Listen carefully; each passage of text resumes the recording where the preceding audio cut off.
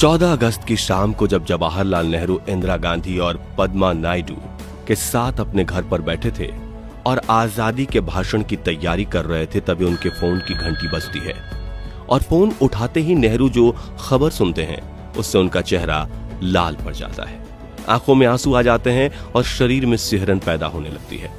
साथियों, 14 अगस्त 1947 रात के 12 बजे जब पूरी दुनिया के लोग चैन की नींद सो रहे थे, तब भारत की आजादी का वो सुनहरा अध्याय लिखा जा रहा था जिसका हम पिछले कई दशकों से बेसब्री से इंतजार कर रहे थे।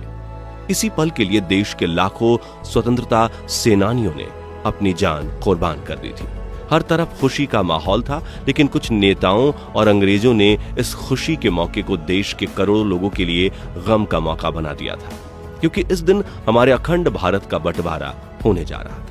जिससे राजनेता बनकर देश चलाने वाले नेताओं में तो खुशी की लहर फैली हुई थी, लेकिन देश की आवाम इस बंटवारे से कितना ज्यादा दर्द सहने वाली थी उसका किसी को अंदाजा भी नहीं था।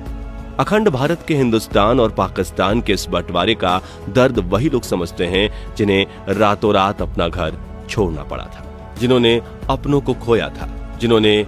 अपने देश को खो दिया था और जो सड़क पर पड़े दर्द से तड़प रहे थे और अपनी जान की भीख मांग रहे थे, लेकिन सुनने वाला कोई नहीं था। इस बंटवारे के दर्द के शिकार हुए लोग आज भी जब 14 अगस्त का नाम सुनते हैं तो उनका शरीर डर के मारे कांपने लगता है। तो साथियों, आखिर क्या हुआ था 14 अगस्त 1947 की उस काली रात को, जिससे देश के करोड़ों लोगों ने आजादी की काफी बड़ी कीमत चुकाई थी? जानने के लिए आइए डालते हैं इतिहास के सबसे काले दिन पर एक नजर।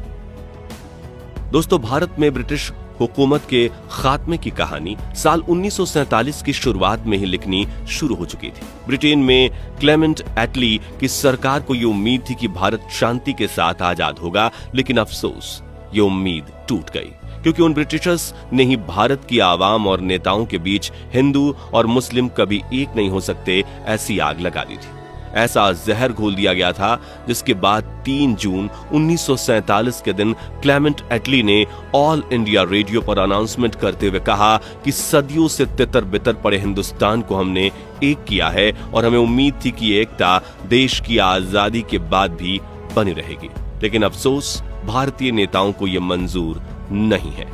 इसलिए हमारे पास देश का बंटवारा करने के अलावा कोई चारा नहीं है। इसलिए अब